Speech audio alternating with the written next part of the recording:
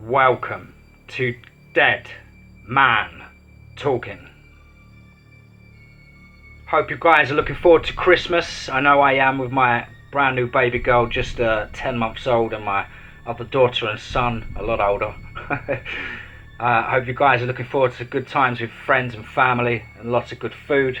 Tonight's story was sent in by a subscriber, and it's a particularly strange and interesting story, this one, guys. I do really want to see what you think down below in the comments. Of course, again, please do like and share. Now, this story is sort of pertaining to the genre of Dogman, or some sort of hairy bipedal beast, but it also goes a lot deeper, and there is many encounters that I've heard and had sent to me in regards to people seeing or encountering or thinking that they've seen a Dogman, or possibly even Sasquatch, and then they start having these very lucid dreams. I leave it up to you guys to decide on what you think is going on here. Please do, again, let me know down below. Without further ado, let's get into tonight's story. I'd like to entitle Becoming Dogman. Let's get straight into that.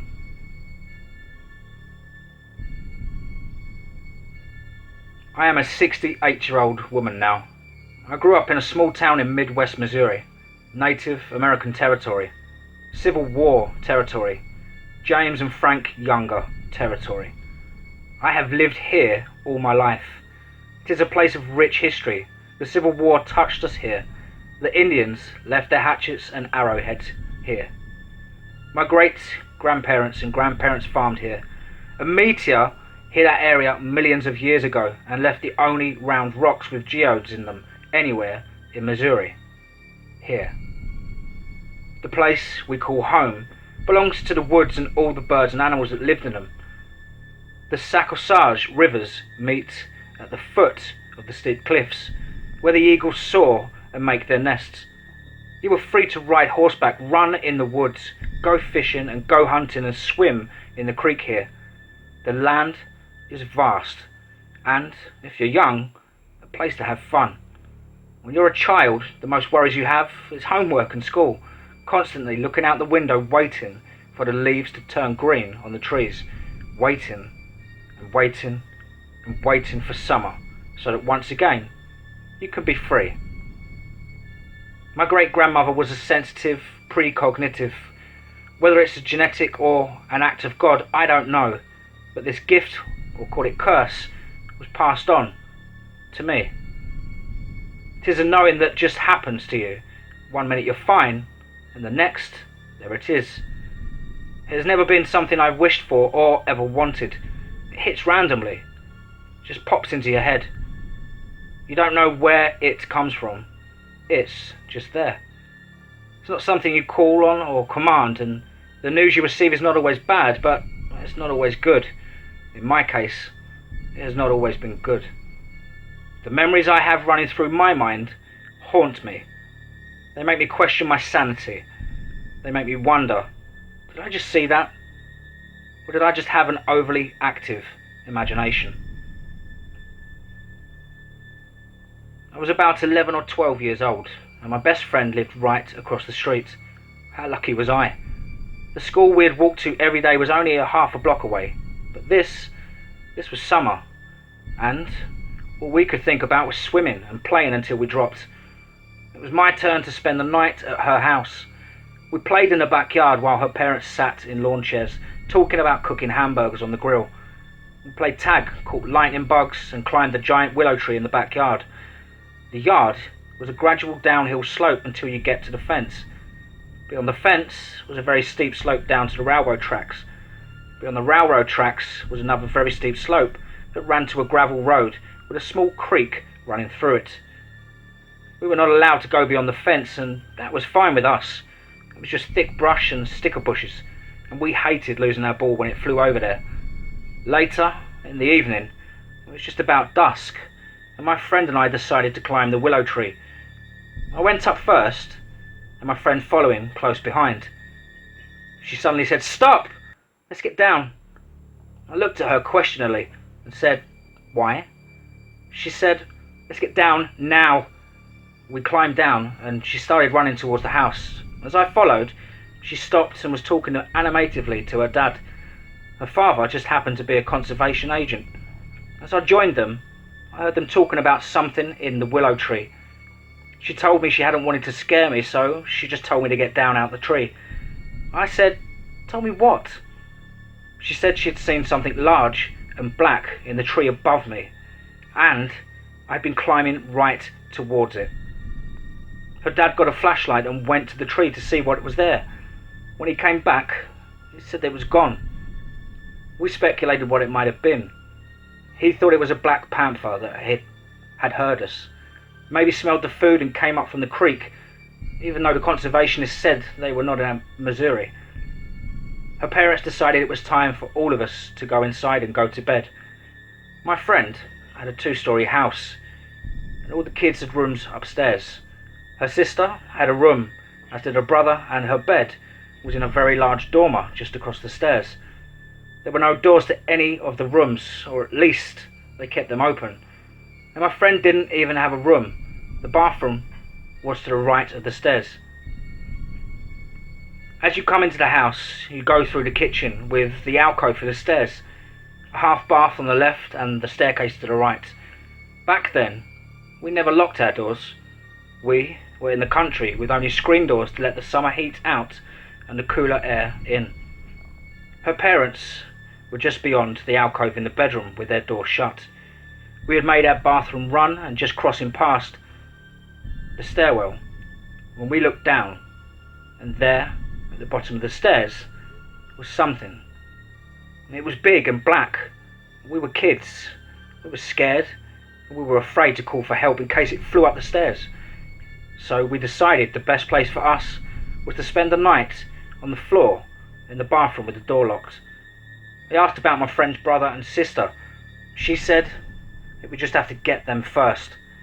I guess that's just kids' logic for you. We never saw it again, and time went on, and it was forgotten. Fast forward to the age of 30. Every year we had a family reunion in our great-grandparents' 2-story log cabin down by the lake. My mum, aunt and I cleaned out the 2-story chicken house and turned it into a hunting lodge for my dad, as he guided during various seasons, and being on the lake was perfect for hunters and fishermen. This became much needed room when the reunion rolled around in the summer for all of the relatives that came in from all over the US to camp the week before the day of the reunion. We always had a wonderful time with our cousins and our kids, which were almost adults, but not quite out of the nest yet. At this time in my life I had been divorced, with 2 older boys in college and another son, a sophomore in high school. I moved out of my hometown to a larger town 28 miles north to be closer to my work. I was a surgical nurse for 2 surgeons for over 28 years. I've always looked forward to seeing my cousin. She lived in Illinois, and I only got to see her once a year. Our children were as close as we were. This particular year, we decided to go to an old lime kiln not far from what we call the old place, to swim. My cousin is maybe more sensitive than I am. She was feeling very uncomfortable being there this particular day. When my son decided to swim across the water to some rocky ledges, I suddenly called him back and told him not to go over there. When he asked me why, I just told him there was a nest of moccasins under the water. I hadn't seen them, nor had anyone else. I just knew they were there. On our way home, my cousin said she saw something large in the woods. When I pressed her, she said she didn't get a good look at it, but she said she got a scary feeling about it and really wanted to leave in a hurry. We didn't think anything more about it until it was time for my son and I to drive home. I asked if she and her daughter would like to walk us to the car. as it was close to the timber and brush, and I felt very uncomfortable about it. By this time, it was about 11:30 p.m. and very dark, with no moon. As we started walking, she grabbed my arm and said, "Wait, not to go out right now." We walked back to the cabin, and she and her daughter, my son and I, stood there and listened to her. She said she felt something was out there waiting for me, something big and dark. I asked her if it was just for me. She said yes. We decided she and my son would drive my car, and my cousin would drive me home to confuse whatever it was. Her car was closer to the cabin and me. As we got near the gates on the very steep road, we were shocked to see more than 30 deer bedded down. As we passed, a few had to get out the road, but they didn't jump or run. The ones that were laying down didn't even move. It was a very odd and strange thing to witness. Fast forward to the age of 38. The ride-along. When you work for a doctor, you tend to build up an immunity to various germs and bugs, except for a urinary tract infection. I never get them, but I did. It was a new medicine that the reps were bringing out and around for the physicians to try, so my doctor said to try that. As I drove home that evening after work, I was really not feeling very well. I ate some dinner and took a pill, went to bed and fell asleep. My middle son was home from college, so I had 2 boys there for the night, as well as our pet dog. I never closed the door to my bedroom at night, but since I didn't feel well, I felt I needed to be undisturbed. I told them good night and closed the door.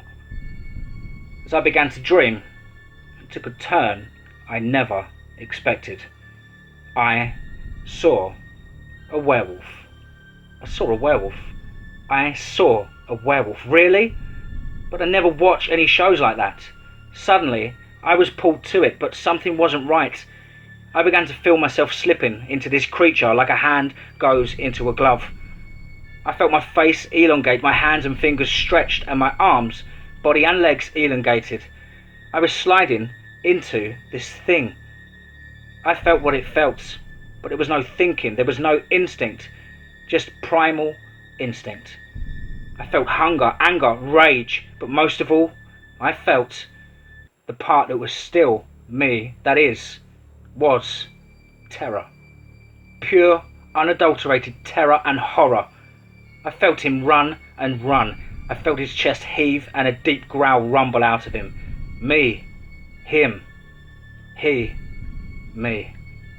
We were hunting anything, searching for anything to kill and eat and kill.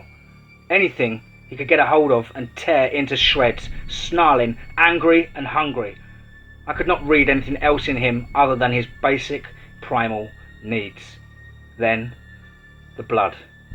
So much blood. The tearing, ripping, the crushing of bones, the horror. I tried desperately to scream, but nothing would come out. I tried to pull away and could not. We moved through the forest faster until we could find no more to kill. We came to the edge of a clearing where the outskirts of a little town began. There, with a little white fence around it, a little house. "No," I screamed in my head. "No, you can't go in there. No," I cried, "you can't kill anymore." I screamed and screamed. By this time, I was screaming for my dad to please help me, please save me. And just as the beast was entering the little white house, I slid out of his body. My dad was there and took me home. I cried and cried. Dad told me everything would be all right. I woke up. My God in heaven help me. I was afraid to open my bedroom door. What would I find out there? I was afraid I'd murdered the boys and the dog. I had murdered my dog and my boys. Slowly, very slowly, I peeked through a crack in the door. I gasped with relief. There was no blood. There was no torn to shreds dog. I checked on my boys, and they were sleeping peacefully. I sat down and cried. The next day I went to the pharmacy and I talked to the pharmacist. I asked what exactly was in the medicine I was taking and told him it had turned me into a werewolf. He just laughed and told me I probably shouldn't be taking any more. I totally agreed with him. The effects lasted for a day and a half. Or did it? There are times even now when I'm thinking of my ride-along. I can feel the residual effects of my face elongating and my fingers stretching. I feel where they should be, or where he thinks they should be. Where were these things real? This was a true story of incidents that happened to me, as factually stated throughout my life so far. Regards, Anonymous.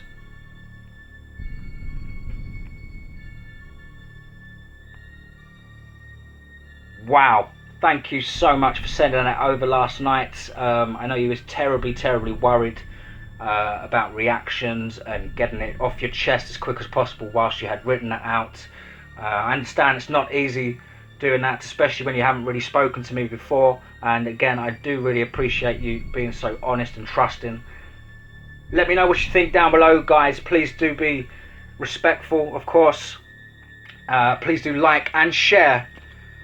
And remember, if you're taking tablets from the pharmacy, remember to read the instructions and the ingredients and side effects. And above all, be safe, not sorry.